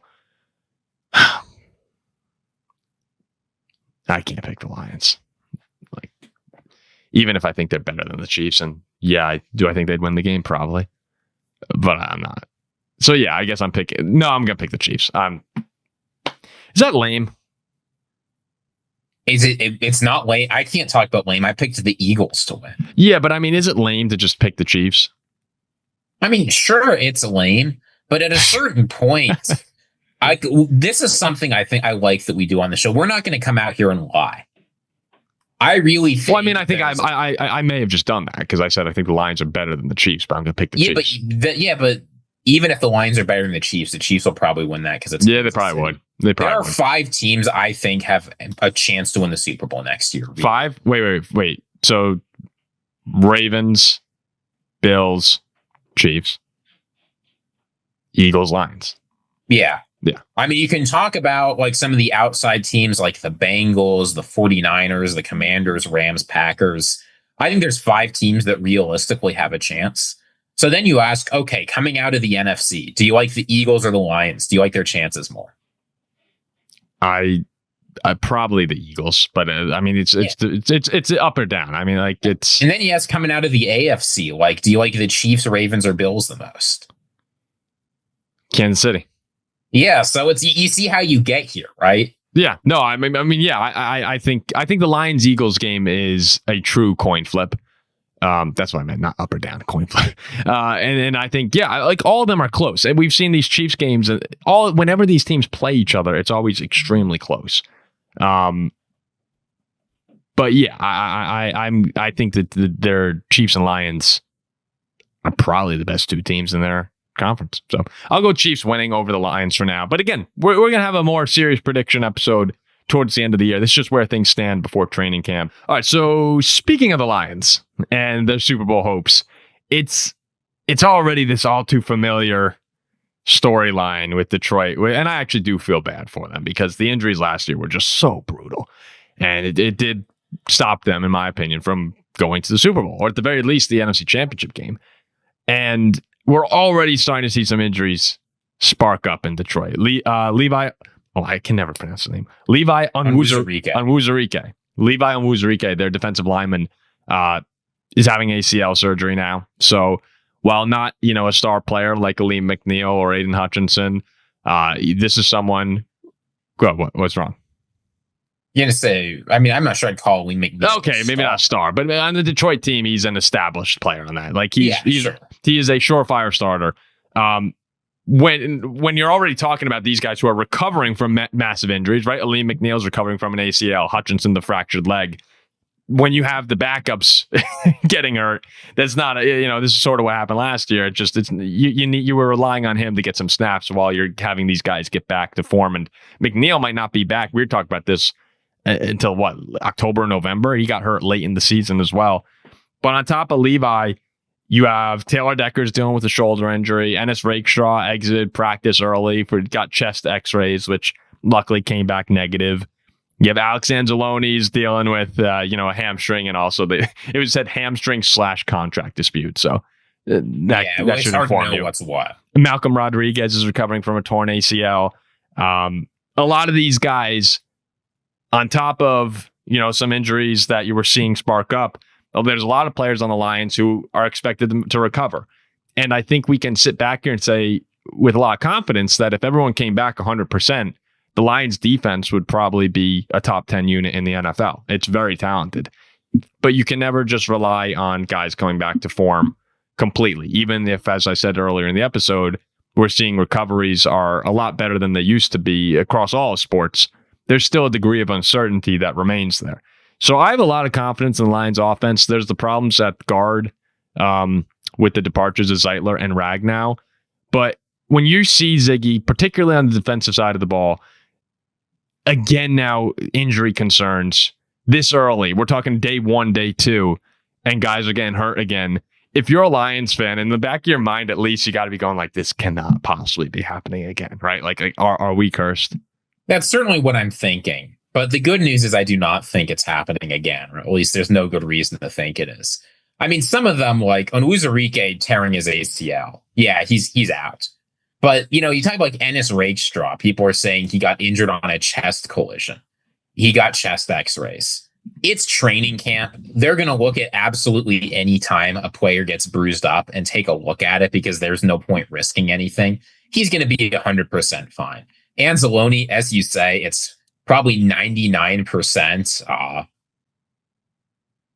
99% contract, 1% hamstring. Like guys talk about that stuff. They make it up all the time. Taylor Decker, I mean, you don't like to hear shoulder surgery, but I'm not super worried about that. What this reveals, though, and I think it's a good thing you said it, is well, it's easy to think a guy's back from injury, and that's that. But it can take time for guys to get reacclimated. I mean, Aiden Hutchinson's fortunate to be able to work out, but for some of these guys like Aleem McNeil, it's not just, okay, my knee's healthy, I can go. You have to be in crazy shape to play in the NFL. It's very physically demanding to play a full NFL game, and it can take time to get back there. So if I'm the Lions, you can't have the injury things happen again. If you need to take it a little bit slower to start the season, ease guys in, I think that's what you have to do. Because we saw it last year. You can have as much depth as you want. If they have 20 players get injured again, it doesn't matter. And there's a degree of this too that's just getting unlucky, right? Like we can sit here and say, oh, you could take a little slow, but they're trying to win the Super Bowl. Like, you know, the way that you're going to win the Super Bowl is you got to go out there and you have to perform as if things are going to be okay. Now, I guess for Hutchinson, maybe you bring him back a little bit slower, but Lions have a tough schedule. That's the other thing. It's like you need these guys ready to go. And this is where it's sort of a tricky situation of I'm sure that they're going to handle it fine. And there's no way that they'd push these guys harder than their doctors would permit. Like, that's not what we're saying at all. It's just, it's tough when you have Super Bowl expectations and you're trying to manage all these returns from injury. But at the end of the day, you can't predict it when it's going to happen. No one in a million years would say Aiden Hutchinson's leg would snap when he's coming around the edge. Like, that's just unlucky. So that's where I'm not really worried from the Lions standpoint right now. I don't think, obviously the Onwuzurike injury sucks, but if you're going to look in the grander picture here, everyone should be back when the time counts in November, December football. This would not be a story at all if it weren't for last year's disaster. Yeah, it's just, it creeps in the back of your mind. It's like, again, like, even if it's little things, it just feels like it's continuing over. You know, I felt that sort of with the Vikings last offseason or after the Kirk season, you know, right? There were a couple of training camp injuries where you're just going like, geez, like, remember that one day McCarthy went down and then Jefferson went down or Addison, it was Addison, went down in practice and like he got carted off. And yeah, even though, you know, it came back fine, in the back of your mind, you're like, man, can we really not catch a break here? And that's where I feel like Lions fans are probably starting to get to the point of just going like, is this just not ever going to happen for us? Because did you see David Montgomery came out and he said it's the year of reckoning in Detroit? I mean, it's funny how things are going in Detroit, but at this point, they've been successful long enough. The shine of, hey, we're good again has worn off. Yeah. If you don't win a playoff game again this year, fans are going to be pissed. And the team is going to be pissed too. That's what Montgomery said. He's like, we're tired of being close. And that's I think that's a great sign actually for the Lions and where they've come, because these past 2 years have been like, we're just kind of happy to be here. Last year, not as much, but the year before that, every Lions fan I knew was like, this is just, you know, cherry on top that we're in the NFC Championship game here. Now, they should have gone to the Super Bowl. And last year, if they were healthy, they probably could have gone again. I think the injuries give you a little bit more leeway on how that season ended. Yeah. But what Dan Campbell say after that championship loss, it's hard to get here. You never know if you're going to get back again. And they're not getting, like, Jared Goff is not getting younger. No, but he's also, I mean, Goff still, I'm not worried about the age of the Lions team. It's more about the opportunities where your team was really good last year. And there's worlds in the NFL, you know, teams fall off very quickly. Teams come up very quickly. If you miss your window, you miss your window. So I think we all expect the Lions to be very good for the next few seasons. But an injury or two, like we saw, like last year, or just some regression from players could happen. Like that's in play. Again, the Lions should be awesome. But I think it's great for them that they've transitioned out of the we're happy to be here, and now it's like, let's go win the whole damn thing. They're in a different league than they were a season ago, and they were in a different league than they were 4 years ago from that. So I think they're on the right track. I think that they're a highly motivated team coming into the year, and that makes them very dangerous. So as long as they stay healthy, which is, we could talk about it all we want. If you're going to hear a lot of clickbait headlines about these injuries, the Lions are just fine. Yeah, they're fine. And we can't sit up here and say they need to avoid injury. That sounds ridiculous. No, I mean, it's don't have half your team on IR. Yeah, that's just that was unlucky last season. All right, let's get into these player rankings and we'll call it a show here. So ESPN put out some articles where executives, coaches, and scouts ranked the top players at various position groups. We're not going to go through all of them. We're just going to go through some of the big positions. And Ziggy had a individual player he was very upset missed one of the lists. So we'll start with quarterback. I'll run through them 1 through 10. And I think 1 through 10 is a little more fun in this regard because we kind of know who's going to be at the top of most of these lists. They had Patrick Mahomes at 1, Josh Allen at 2, Joe Burrow at 3 over Lamar Jackson, who came in at 4, and rounding out the top 5 was Jaden Daniels. 6 through 10 now, Matthew Stafford, Justin Herbert, 7, Jared Goff, 8, Jalen Hurts, 9. This was a big talking point for people, was Hurts at 9, and Baker Mayfield at 10. The honorable mentions, CJ Stroud and Jordan Love. So, Ziggy, your initial reaction to that top 10. Let's start the top 5. Were you happy with 1 through 5? The players, we don't have to get into the ranking yet, but the players. Yeah. I mean, I think it's interesting that for the top 4, it's one thing, right? They're obviously where they belong, but you can tell that Jaden Daniels just barely snuck in there because the highest ranked he was on any list that was submitted was number 5. Mm-hmm. The reason he's there is because nobody had him outside the top 10. Now, I'm not sure if that'll be there last year or if that'll be there next year, looking back on this year. CJ Stroud had a similar kind of rise, but I do think it's puzzling that despite not really showing signs of falling off, everybody's super confident, apparently, that Jaden Daniels is a top 10 quarterback. But guys like Matthew Stafford, Jared Goff, Jalen Hurts, they're going unranked on a lot of lists. On some, not a lot. I mean, they were. Jalen Hurts must have been unranked on a fair number if he's down to 9, with a lot of people ranking him 6. Well, yeah, I mean, but some people also had him 6, 7. I don't know if I'd say a lot of lists had him unranked. 0 had Jaden Daniels unranked, and I think that's baffling. I mean, he's in your top 10, isn't he? Yes, he's in my top 10. I do not have him above guys who have proven time and time again they can play great football. I think that Justin Herbert was someone that caught my attention with the highest ranking 3 and the lowest unranked. Because that is a wild discrepancy. Justin Herbert at 3. Me neither. And the question, I mean, this is one of the questions that we have coming. The guy to put Lamar Jackson at 6. Oh, is that the ranking? You saw, that's the actual list? Well, no, we don't know, but if you've got Lamar Jackson at 6, who's going ahead? It makes you wonder what some of these guys are looking at. How can you be an NFL executive or a high-ranking scout, whatever, or a coach, and have Lamar Jackson out of your top 5 after the season he had? It's what?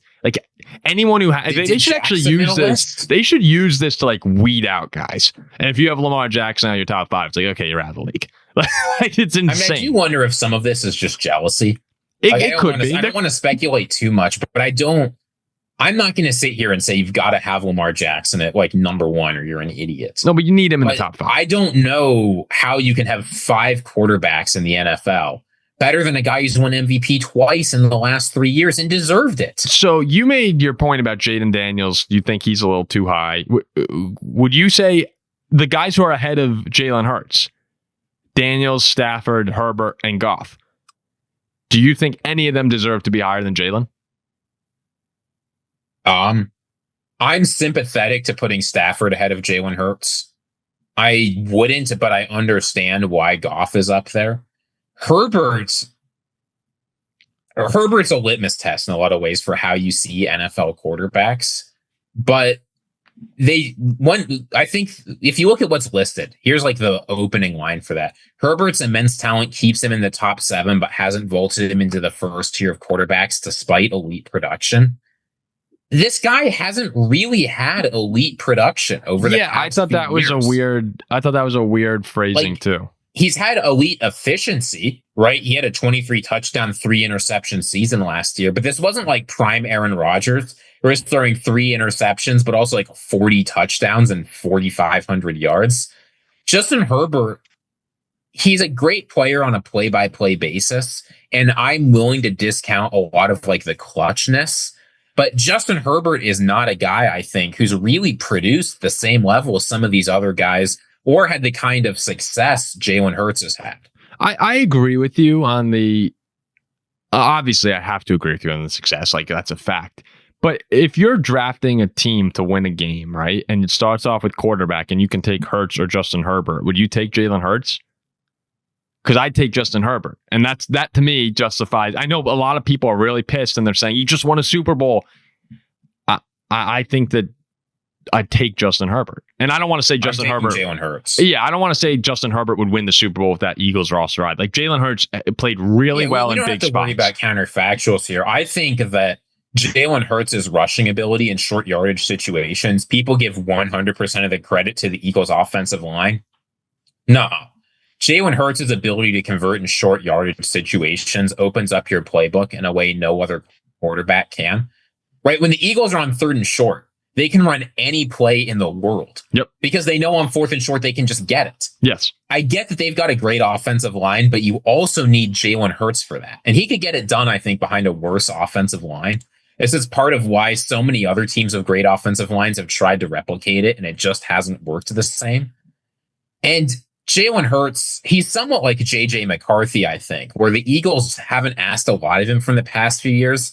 But when the time has come, I mean J.J. McCarthy in college here, he can throw a great ball. He's stepped up when they needed it, in the Super Bowl, out of the Super Bowl.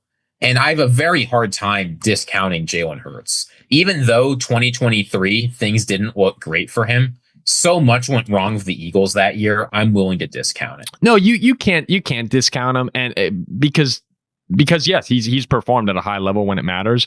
But there's also been times when Jalen Hurts, like very recently, where he really struggled when they went 1-6 to end the season. Like he had problems. 2023 was a disaster.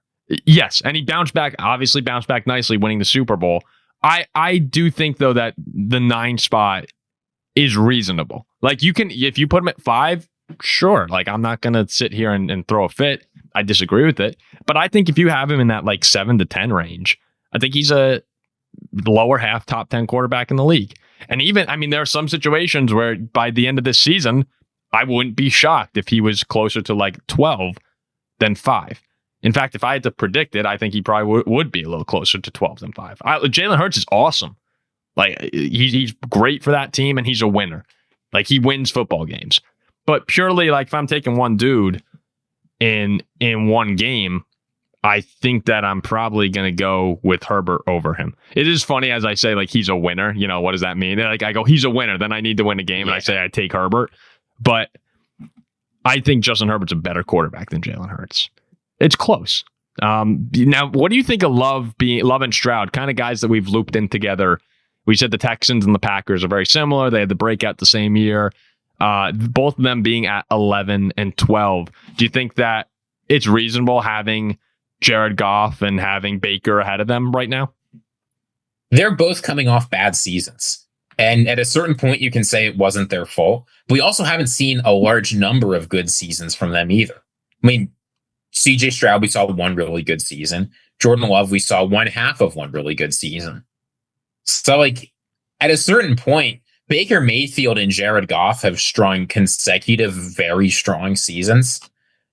Whichever one of Love or Stroud or both has a great year next year, they will be firmly in that top 10. Totally agree. But I don't want to put those guys up there just yet when, unlike Baker Mayfield, who I think is the person who could drop off this, someone ranks Baker Mayfield 5, which I think is incredible. Maybe they put Baker Mayfield above Lamar Jackson. I don't know. Yeah, maybe that was that guy. Whoever. The thing Baker Mayfield has going for him is he's done it better longer. Mm-hmm. Mm-hmm. No, and I totally agree. One Stroud or Glove's going to do it, but I don't know which one. So I think honorable mention. There's other guys they could have put up there. We don't know they were 11 or 12, right? There's Kyler Murray, Brock Purdy, Dak Prescott, Tua, Nix, Rodgers.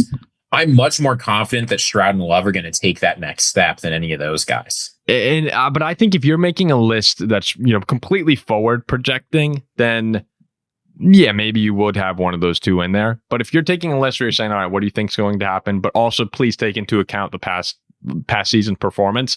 I think they actually got the top 10 right. Maybe not the order exactly, but I think they got the players correct. And then I think they actually also got the honorable mention correct. As you said before, you can't just throw Jordan Love in there because, we haven't seen enough. It's been the 10-game stretch, and that's really been it. I mean, he was good. He had moments last year, but he was not better than Baker last year. He was not better than Goff. Even if you think Jordan Love's going to be better this year, if you're taking into 2024 season into account, he has to be off the list, and so does Stroud. So I'm with you. I think actually both of them will probably get back into that top 10 if they have healthy seasons. But no, I actually thought the list was okay, and I wasn't super upset with where any of these guys were. And I'll say this, more I think than years past, I imagine these actually were the top 12 upon thinking about it. I don't think you can justify having any of these guys out of the top 12 or putting anyone else in. Me too. Very clear for me top 12 in the NFL, and there's like 3 tiers within that top 12. I feel like we have much more clarity than usual on where guys stand. Yes, and you could going flip into out this season. Now, obviously, things will change. Trevor Lawrence could step up. We talked about Stroud and Love a lot. Like, those are the 12 guys. None of the other ones I listed who got votes, I think, belong up here. So the receivers here last year. Oh, good. You want to finish that? No, go ahead. I was going to say, you compare it to last year, it felt like there was a lot more uncertainty about where guys should be. Yeah, I agree with you. And you know what? At the end of this year, there'll probably be a lot of uncertainty again. That's how it goes. The receivers were 1 Jamar Chase, 2 Jefferson, which obviously Ziggy and I are not happy about. I actually think that's kind of crazy. 3 Tyreek Hill, 4 CeeDee Lamb, 5 AJ Brown, 6 Amon-Ra. And that to me right now is kind of your clear top 6. There are guys that you could throw in there, but I think most people will have those guys as their 1 through 6 in some order. 7 was Malik Neighbors, 8 Nico Collins, 9 Mike Evans, and 10 Garrett Wilson makes the list. His highest ranking was 6. The honorable mentions are Terry McLaurin, Puka Nacua, Brian Thomas Jr., DK Metcalf, T. Higgins, and Devontae Adams. I don't know how Puka's not in the top 10. I agree with this NFL defensive coach at the bottom. I can't believe he's not in the top 10. Like, no disrespect to Mike Evans. Mike Evans is a very good player. Maybe he'll retire next year. Maybe he won't. Puka is much younger and coming off a set of 2 seasons, I think, that are much better than Mike Evans' last 2 seasons aggregated. Puka's think the Puka guy in Los Angeles by a mile. He had basically the same year Mike Evans had last year, but in 11 games. I think Puka's got to be, I would put him higher than probably. I think you could justify when you said, I think that's everyone's top 6. My thought was, I don't know about that. I think you could justify putting Puka in that top 6. No, you can. You can. I think he has to be over Evans. I think he has to be over Garrett Wilson. Nico, I'd probably put him over Nico too. Like, it's crazy that he's not there. I mean, it's a very talented list. There's no doubt about it. But wide receiver is one of the most talented position groups in the NFL. Yeah, all these other guys, though, feel more justified as honorable mentions. Who is it again? It's Adams, Higgins, Metcalf, Terry McLaurin. Thomas Jr. and Brian Thomas Jr., I think he actually has probably the next best argument to be up in that top 10. But yeah, he just had a rookie year and he wasn't as good as Puka's. Or excuse me, it's Malik Neighbors'. Yeah, so it's. I mean, you could justify. Like, I think Brian Thomas has an argument, but Puka to me is the one who's looking at this list going like, "Are you kidding me right now? How is this possible?" As for the rest of the list, though, they got it right at number 1. it's hard.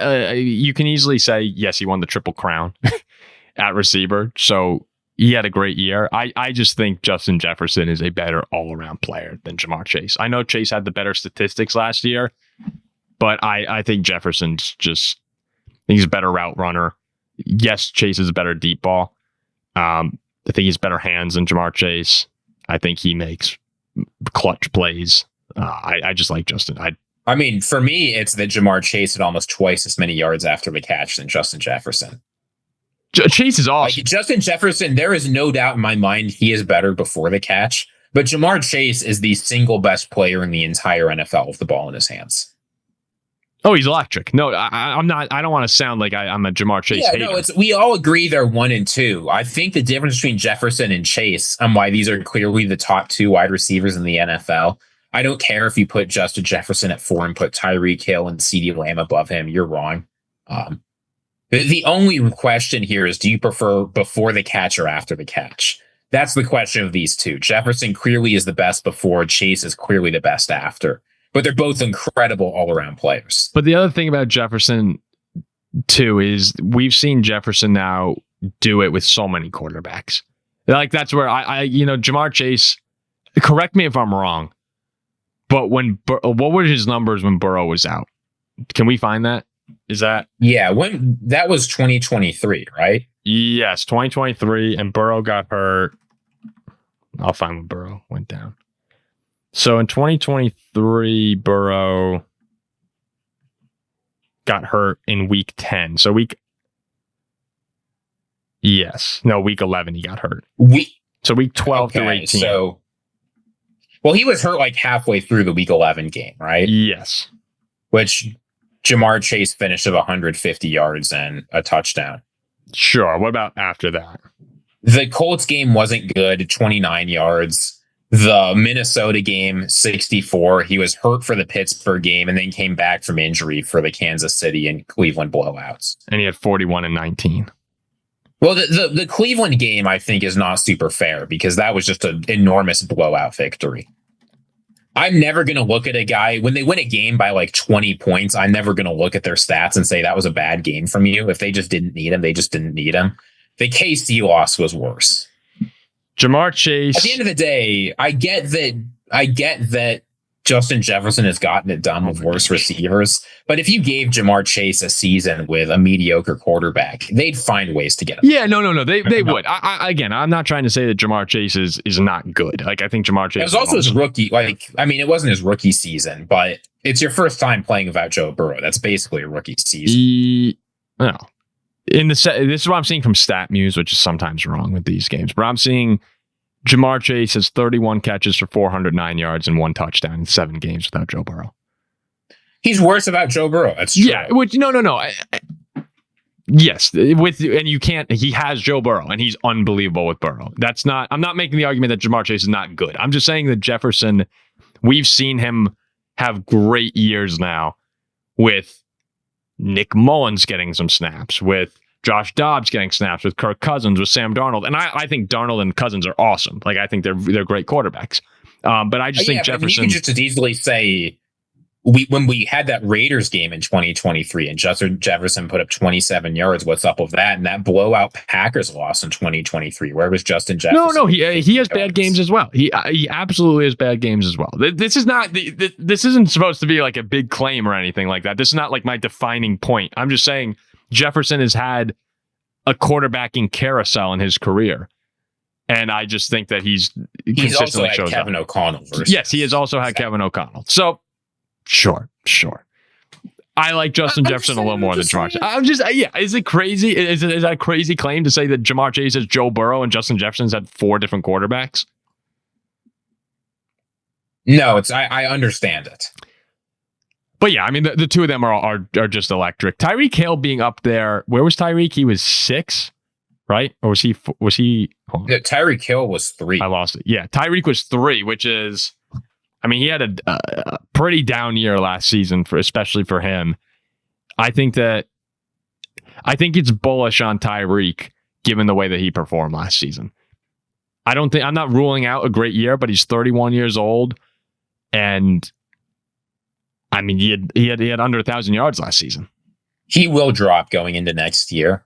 But in terms of players you have to game plan for, above all else, it's Chase Jefferson and then Tyreek Hill. Yeah, he can impact the game still, unlike almost any player in the league. But that to me, like, again, I think 3 is a little high, especially some of the years that we've seen coming out. And Amon-Ra at 6, Lions fans are going to be pissed at that. But I think that's probably the appropriate spot for Amon-Ra. He's not quite the game breaker to me that the other 5 above him. I mean, he's just consistently awesome. And if it's a 3rd and 6, he's there. He's 8 yards deep. He's going to get the first down. Amon-Ra, didn't he have like 1,600 yards last year? I mean, he had a phenomenal season. I think you could definitely argue. You could definitely argue him. The problem is it's just such a stacked position. It's loaded. It's loaded. An incredible wide receiver, but above him are some of the best players at the position in the history of the NFL. I think my list would go Jefferson, Chase, CD,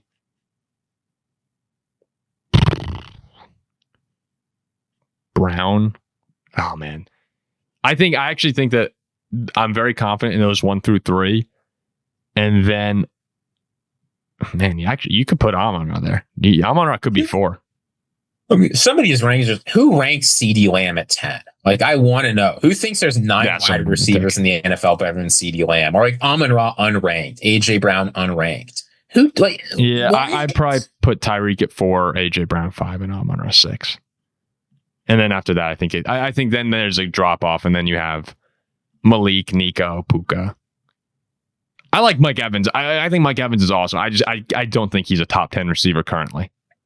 No, he's a strong, reliable player. Yeah, I think I don't know. 9 to me, it's like we're still talking about like superstar caliber players. There's no position in the NFL that's deeper with superstar caliber players than wide receiver. Oh yeah, the talent's great. Like you can argue there's 10. I mean, I'm not sure it should be possible given what a superstar is, but you could argue there's 10 superstar wide receivers in the NFL. So let's wrap up the show here, Ziggy. What was the ranking that upset you so much? So one position they ranking linebackers is always tricky because the fact is, there's edge rushers, there's linebackers, there's different schemes, but off-ball linebacker. There's a few guys who are at the top of the game, right? You got Fred Warner, Roquan Smith, Zach Bond, Nick Bolton. But one player who was absent even from the honorable mentions that I found baffling, I mean, absolutely baffling. Edgerrin Cooper, it seems, didn't even get a single vote to be a top 10 off-ball linebacker next year. And when we're talking like how deep the honorable mentions go, here's just a list of all the guys that got honorable mentions. Jeremiah Owusu-Koramoah, Bobby Wagner, Patrick Queen, Demario Davis, Matt Milano, Logan Wilson, Jack Campbell, Okanun on the Jaguars, Jamin Sherwood from the Jets, Zaire Franklin from the Colts, Blake Cashman on the Vikings. And then you look at all the other guys that got votes ahead of him. Drew Tranquill, Terrell Bernard, TJ Edwards, Jordan Brooks, Henley from the Chargers, Robert Spillane, Pete Warner, Caden Ellis, Nakobe Dean, Ernest Jones. I mean, are we sitting here saying that Edgerrin Cooper is not going to be a top 25 linebacker next year? Is it possible? Hold on. Is it possible that they viewed him with the edge rushers? No, he doesn't show up there either. And he is an off-ball linebacker. Yeah. That's his position. No, I was wondering if maybe because it does make no sense. And like, let's be clear. It's not just because it was his first season, right?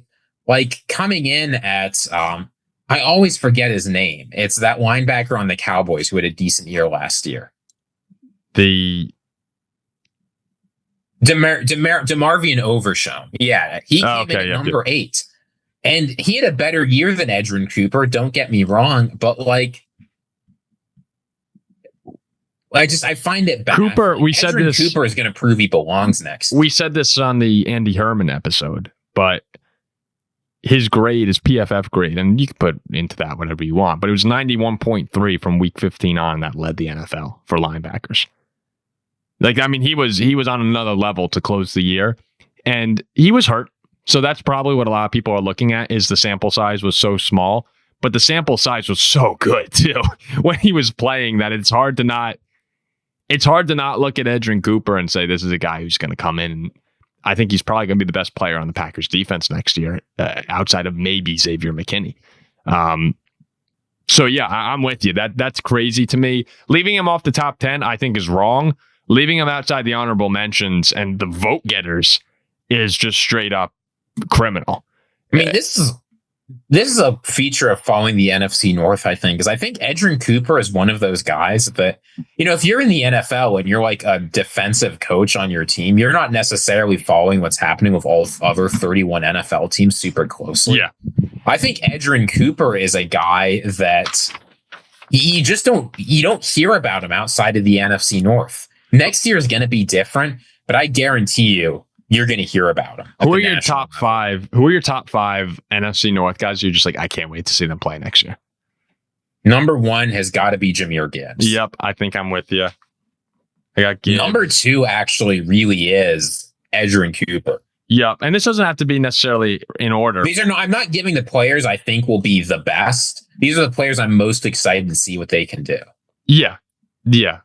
Who else? I'm going to stay away from quarterbacks because otherwise I just run Jordan Love, Caleb Williams, JJ McCarthy. So I'm going to avoid quarterbacks just for the sake of. I don't think like Odunze. Okay, he's definitely one I want to see. Who else would I put up there? Golden. Yeah, I am interested in seeing what Golden does. I mean, you could also just put Jefferson. Like you can say. It's who are you most excited to watch next season? Yeah, I'm excited to see Justin Jefferson next year and see if he can keep doing it. You got me. But there's so many exciting players in this division, young and old. And again, we stayed away from the quarterbacks on that, right? I mean, actually, I'm not going to put in Justin Jefferson. I want to see what Aiden Hutchinson can do if he's healthy. Mm-hmm. He was on such a tear last year. Also, I love those games he was healthy. I love watching Brian Branch too. He's a lot of fun to watch. He's a beast. The NFC North might be the most fun division to watch next year. Just there's every team, it feels like, has players I want to see. So, Trevon Dexter. Who's your last one? You got Gibbs, Cooper, Odunze, Hutchinson. Yeah, screw it. Put in Justin Jefferson. I think I'm excited to watch Justin Jefferson play. Okay, so there we go. That's a full show there. Little rankings, little predictions. It's the full slate of off-season activity on today's episode. But training camp starts now. Yeah. Training camp. I mean, the lines are already underway. So by the time we're recording on Thursday, all the training camps will officially have started, or on Wednesday. Training camps will have started. So now we get into the thick of it here. So news starts coming out, and hopefully everyone stays healthy this off season, and we get into the season with, I mean, at least as far as we're concerned, 2 awesome NFC North matchups to open the year, and it's a great slate week 1. So appreciate everyone for listening. Ziggy, thanks for staying on. I mean, we did a long call today. But you know what? It's getting to that time of year. So we'll see you on Thursday.